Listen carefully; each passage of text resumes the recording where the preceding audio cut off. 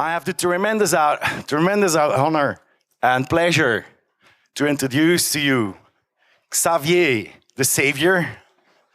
He's coming to help us. He's a researcher in political science. And from that perspective, he's going to show us a view on that paradox there in the future, the transhumanist one. I reckon he will start to open new chapters of human history. So give him a warm applause, a warm welcome. Light the fuse, put it in play, Xavier.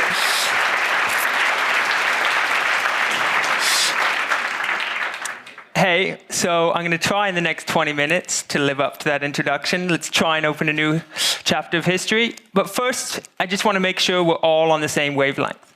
So let me ask everyone here, how many of you here would accept, say, a US government issued, US government constructed laptop? Okay, I see one lonely hand in the air and it looks pretty sarcastic.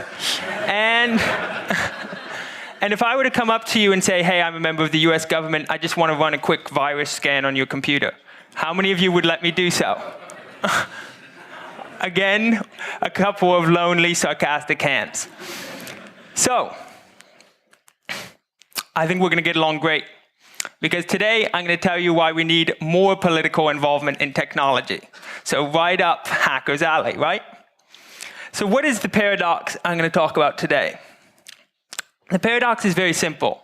It's that we live in states, liberal states, that protect individual liberty, but they're completely oblivious to the fact that technology is radically transforming the environment in which we exercise that liberty. Or to rephrase the paradox in terms of a question, what good is individual liberty? What good is the liberty that is protected by our states if someone else designed the playground in which you exercise it? Now, when I speak of playgrounds, when I speak of environments, what exactly am I talking about?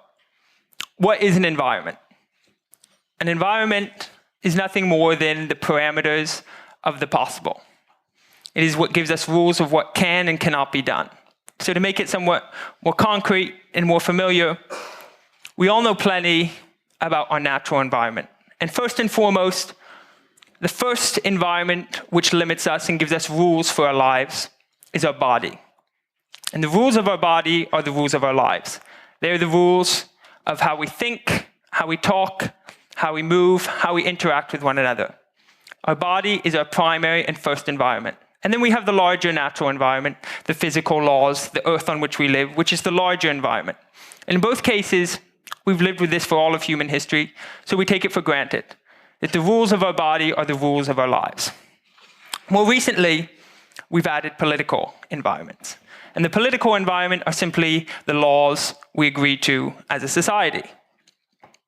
We're used to this as well. But what does it mean when we talk about a technological environment? What it means is that as we live more and more of our lives in and through technology, as more of our lives become dependent on technology, we increasingly rely and must follow the rules and parameters of the technology we use. Or, to rephrase it, we could say, how does technology create this environment? Well, first of all, each new piece of technology requires the reorganization of the world around it. Let's get more specific. We've had cars for over a century now. And at first, cars, like most technologies, was a way of helping us to transcend our natural environment, help us transcend our bodies, the fact that we can't move faster. And yet the technology of the car also required, in order for it to function, in order for it to be useful, it required a complete reorganization of the world around it. First of all, in the forms of roads. We've cut the topography of the world up into roads. We've paved the world so that our cars could be useful and function. You go into any modern city, and you immediately see that the modern city, is built around the car. The way we move today, even when we're not in the car, when we're in the city, it's built around sidewalks, it's built along zebra stripes. It's built along the rules necessary for the car to function. But even more than that, okay, cars require roads, big deal. But it also requires the reorganization of the world itself, of the planet we live on itself. It requires the reorganization of the world into resources, which is, as we can see right here in this picture, and when it comes to cars, this is mostly the case when it comes to oil. But it's not just oil. It's not just the fact that we have to pillage the earth for oil and gas. It's also the fact that a car is made of many different particular elements. Magnesium, iron, aluminium, all these different elements are needed to make a car. So in order for us to have a car economy, we need to have a global economy, because all these different elements are present in different parts of the world. So we see, just in terms of the car, a simple device that helps us transcend our bodies in order to move faster. We have to completely reorganize the world. And just for the car, we live in a different type of environment. We live in a technological environment. But the car is an old technology. We hardly think of it as technology today. Today, when we think of technology, we think of computers, we think of internet, we think of artificial intelligence. We don't even really think of the car anymore. But what the car shows us is that much of human history, certainly in the last couple of centuries, can be said to be a replacement of our natural environment with a technological playground. The replacement of the natural environment with a technological environment. And this is about to get much more obvious to us. It's about to get much more dramatic, because technology today is much more powerful than it's ever been. In other words, technology's power to transform the world is much bigger than it's ever been before. When we talk about transhumanism, what is it? So most of you here know what it is. But just a quick reminder, transhumanism is a movement, or many movements, that think that it is possible and desirable to enhance humans using technology. That is the basic claim, the basic wish of the transhumanist movement. There are plenty of subgroups within it, but that is the basic wish of transhumanism. Now, how would transhumanism transform our environment? Well, first, we already talked about how the human body is the primary environment of our lives. The human body and its rules and its limits are our rules and our limits of our life. And so by augmenting, by enhancing the human body, we're talking about radically shifting our primary environment. Now, transhumanists disagree on how exactly we're going to enhance the body. But what is clear is that our human body is going to be transformed using machines. And therefore, many of the limits that we take for granted today about how we think, about how we move, how we interact with one another will no longer be the same in a transhumanist world. Many transhumanist movements also base much of their movement on the idea that eventually virtual reality and virtual realities will become so complex and so rich that they'll be more attractive to us, more interesting, more compelling than analog reality, more interesting than the reality we live in today. So that's a second way in which we could possibly completely change the environment in which we live. Finally, often we think for transhumanism really to get off the ground, for us really to begin augmenting ourselves, and for us really to be able to create, for example, compelling virtual realities, we'll have to create something akin or approaching to a superintelligence, which is to say we'll have to create a machine that is more intelligent than all humans put together. And of course, creating a superintelligence would be a bit like inserting a genie or a god into the universe. It would completely change the rules of our universe, of our environment. And then finally, to make all this possible, in particular, if we're going to create a superintelligence, it's most likely going to need enormous amounts of energy. And so one final thing that transhumanists usually assume is that we're going to have to colonize some large part of this planet and maybe other planets as well, just in order to feed the energy needs of the superintelligence. So in short, the transhumanist playground is completely different from our playground today. The environment in which we could exercise individual liberty in the transhumanist playground is completely different from that in which we exercise it today. Now, transhumanism makes it clear that there are two types of liberty. The one, which transhumanists will say will be largely augmented due to transhumanism, is simply the liberty to choose a specific action in a specific situation. And as we just saw, transhumanism is all about augmenting this type of liberty. By enhancing our body, we'll be freed from the constraints of our natural body. We'll have much greater liberty. In virtual reality, often we'll be able to choose the parameters of our virtual reality. So we see that in terms of this first type of liberty, transhumanism greatly augments it. But what we also see is that the very idea of transhumanism, the idea of technology so powerful that we could fundamentally transform our bodies and the world around us, gives humanity a second type of liberty, which is the ability to design the environment in which we exercise the first type of liberty. But although this is relatively clear when we talk about transhumanism and how it changes our environment, both transhumanists and liberals focus on the first type of liberty. So we all know transhumanists make great promises about how augmenting our body will free us from natural and biological constraints. And that's the first type of liberty. But I want to talk a bit also about how liberals focus on the first type of liberty. And to be clear here, I'm talking about political liberty, political liberalism. So what do we mean by that? What is political liberalism? So first of all, political liberalism, it only recognizes the first type of liberty, the liberty to act in a specific way in a specific situation. And in order to protect this liberty, it limits the function and the power of the state. So going back to the two types of liberty, it only recognizes this first type of liberty, doesn't even consider the second type, and it builds the whole state mechanism around this first type of liberty while ignoring the second.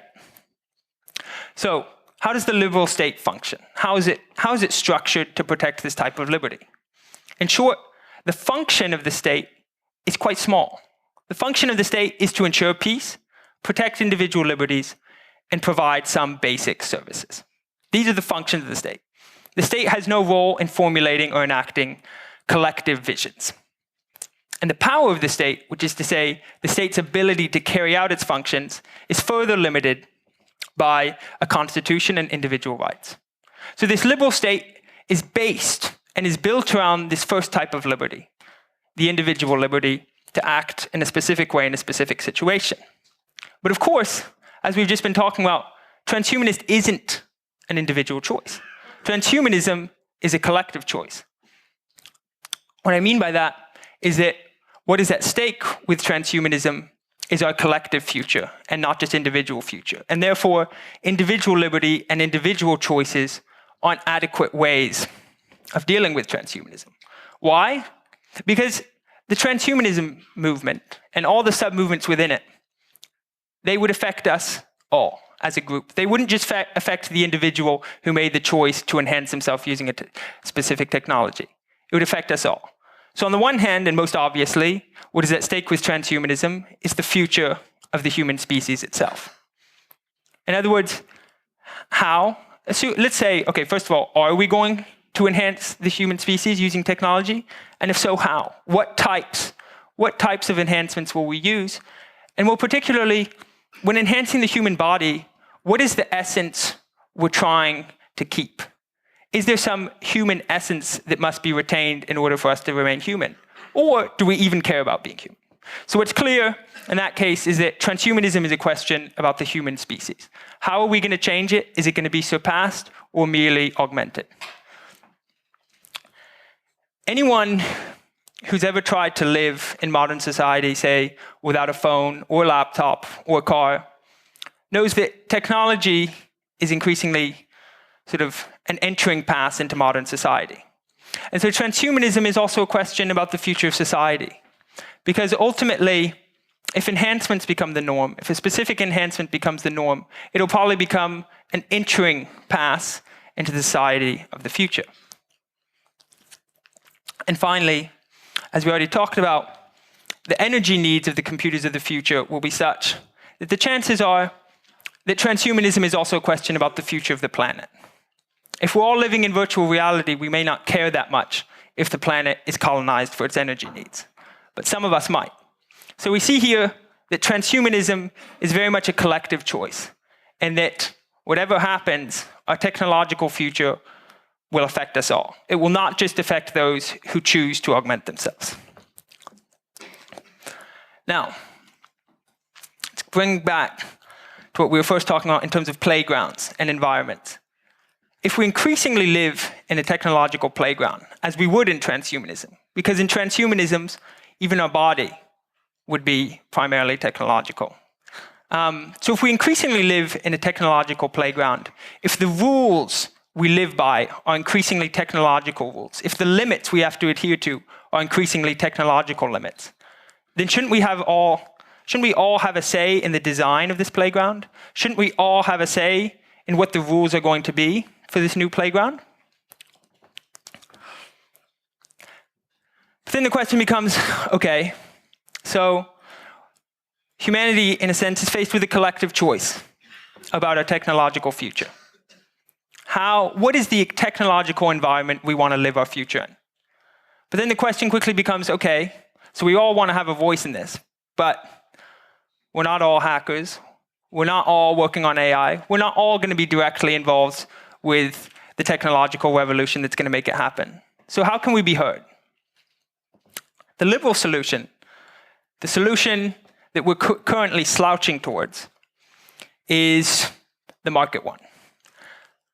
So what does it mean to leave technology to the market, or to leave it to the individual? Because that's how, rarely do we hear leave it just to the market. No, they always say leave it to individual choice. But what does individual choice in this case mean? What does it mean to leave technological development up to individual choice? What is the individual choice we're talking about here? The individual choice when it comes to new technology is essentially whether to buy something or not. And so the real choice is made before, when people decide what technology to develop, what research to fund. And as you guys all know, who are the primary funders of, let's say, probably the most important research field at the moment, artificial intelligence? Certainly one of the most popular and the one that could possibly create a form of superintelligence. So who funds this type of research? We all know about Amazon and Apple and Google. And most of you also know that, of course, perhaps the biggest funder of them all is the US Department of Defense. So when we talk about leaving our technological future up to the choice of the individual, let's be very clear that we're talking about letting the individual decide whether or not to buy the technologies that are brought to us by Amazon, by Google, by Apple, and by the US Defense Department. And there's another problem with leaving the choice of a collective future up to the individual. Because a sum of individual choices to buy something for themselves, a choice that they make with themselves in mind, that doesn't equal a collective decision.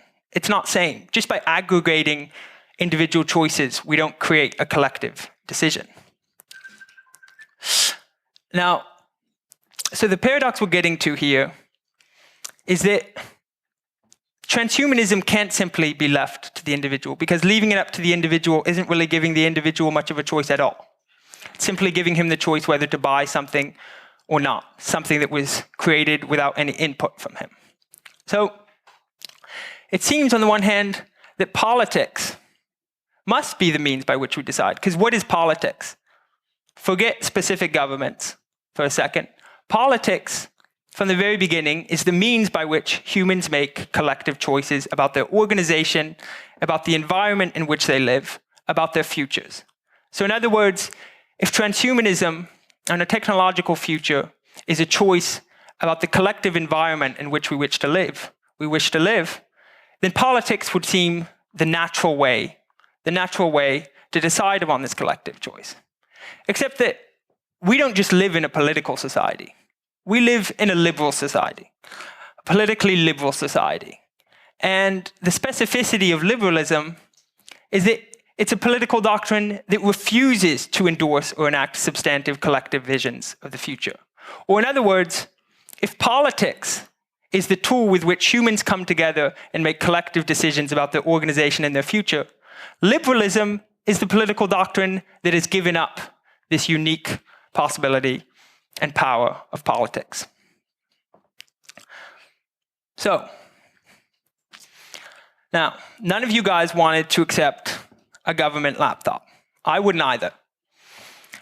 But one of the things that the example of the laptops makes clear, and the fact that although none of us here would necessarily accept a government-issued laptop, we're all happy to use the internet, the darknet, satellites, all things that were mainly funded by various governments, mainly the US.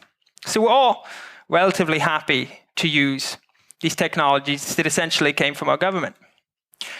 And what the existence of all these technologies show, the fact that the darknet, the internet, satellites, virtually every major technology can in some way be traced back to government initiative, is that just because technology isn't political, just because we don't consider it political, doesn't mean the government doesn't have its hand in it. What I mean by that is, just because we aren't coming together as a political entity to decide upon, to discuss and decide upon a technological future, doesn't mean that our government doesn't have its hands everywhere in our technological future and present.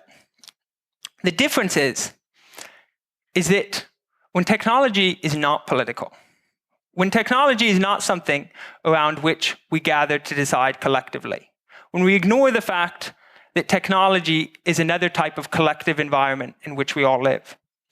When we ignore this, we don't simply get the government outside of technology. It's just that the government pursues technology for its own ends, and not for the ends of some collectively agreed upon vision of the future. So, to simplify things drastically, most major government technology initiatives, as we all know, they come from the Defense Department.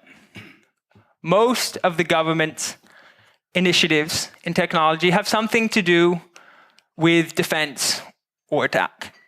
They have to do with war. And so, what this leads us to realize is that making technology political is not giving new powers to the government. In a sense, it can be seen as quite the opposite. Because whenever something ceases to become political, the government simply has a freer rein to do what it will in that sphere. Because there is no mandate from the people, from the political entity about what to do in that given sphere. So in a sense, only once we recognize that technology is political, only once we recognize that transhumanism would constitute a new environment, a new set of rules within which we would live. Only when we recognize this, and recognize furthermore that we all would like to, and all must have a say in the design of this future environment, only then can technology become something political once again, instead of being something that is supposedly neutral, which it is today, and something which can simply be used according to the whims and goals of specific parts of the US government, and all governments, but especially the US Defense Department, which has such a lovely, such a large and untouchable budget. So to rephrase it, I think the essential transhumanist paradox has to do with these two types of liberties. On the one hand, we have what could be called the liberal liberty. It's the liberty we think about when we think of the word liberty. And it's the liberty to choose what to do in a specific situation. That is the liberal liberty. That is the liberty that our states are built to protect. But that liberty to choose what to do in a specific situation, it's nothing if we don't also have the liberty to deliberate upon and choose our common future. For much of human history, this simple fact has been obscured by the fact that we haven't had the technological means to decide about the environment in which we live. We've decided politically. We've been able to change the laws under which we live. But the basic rules, say, of our body and of the natural world around us, those have been outside of our scope. We haven't been able to deliberate upon them because we couldn't do anything to them. But today we're just beginning to enter the era where we will have that choice, where we have the technological capabilities to redesign the basic environment, the basic rules and laws under which we live. These are laws much more basic than our political laws. These are the laws of our body. These are the laws of the type of reality we live in. And these are the laws and the state of the earth we live on. And so only if we recognize this basic fact that with our growing technological power, we've also opened up a new type of liberty. Only if we recognize that this new type of liberty demands input from all of us and that it's a collective decision, only then will we be able to transcend what I like to call the transhumanist paradox. Thank you.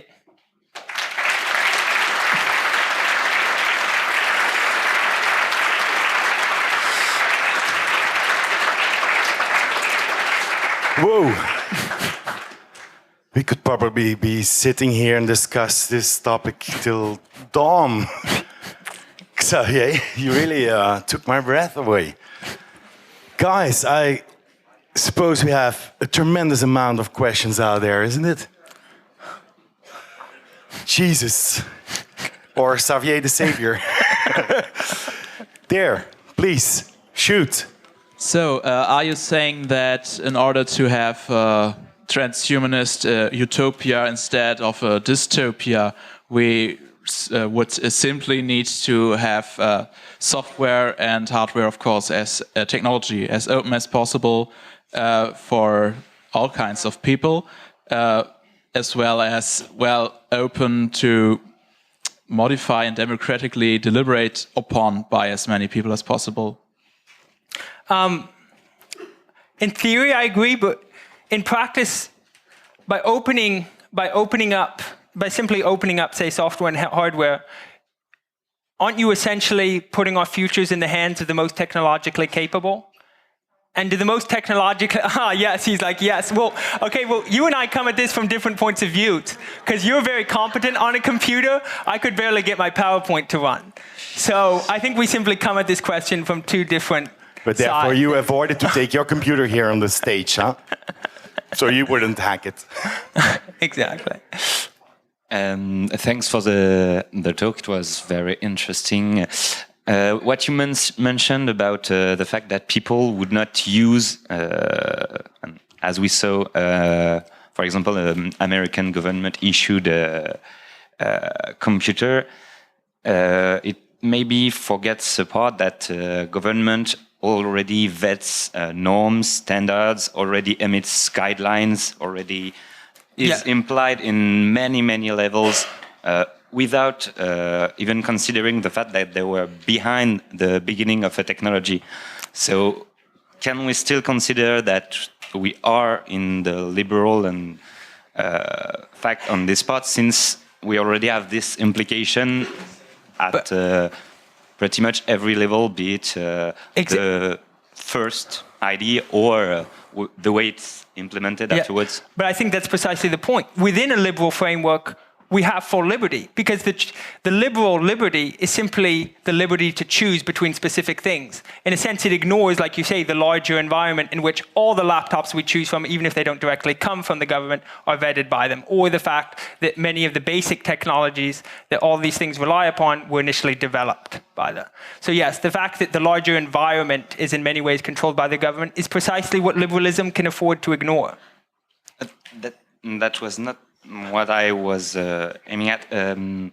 More than is it a rule set? Is it our government? Not a rule set. Is it something like you have a birthright, so nationality? You have the choice to actually follow those guidelines for a couple of things. So you already have the liberal part, but the government is still implied. So which does not render the paradox moot, but the fact that we have the choice whether to go along with it or not? Yeah. Well, but that's the thing. As I talked about before, when it comes to technology, first of all, technology transforms what it means to be a human. And second of all, when a technology becomes adopted, widespread enough, then it becomes an entry pass for society. In other words, you can't really meaningfully interact or take part in a society without also using these basic technologies that make it up. So in that sense, the choice whether to use or not to use isn't much of a choice at all, especially when we consider that the larger choice that we're faced with is multipolar. It's not between using something or not. It's a question of what are we going to build in the first place. Man, several questions. I start there. Sir, yes, you. You. I would like to ask, what if the transhumanist technology will only be available for the rich? So how will you prevent that development? I mean, there's a lot of interest to keep it only to a small amount of people. And I think that goes back. I think that's one of the big worries about transhumanism, and that's yet another argument against dealing with technology within the liberal framework. Because if we leave it within the liberal framework of liberty, you have the choice to buy something or not. Like you say, the technology will initially probably be exorbitantly expensive, for example. It'll be initially available to those with the most means. So, and I think that's yet another argument for not staying within the liberal framework of simple individual liberty. Right. Sir? But I don't have a solution. I'm not saying that I know exactly how we're going to create the technology and make sure it gets to everyone, but I would say that making technology political, making it a democratic choice, is surely a first step. You're calling for a system reboot. Be careful. We have seen with strong cryptography that government power to regulate technology is not limitless.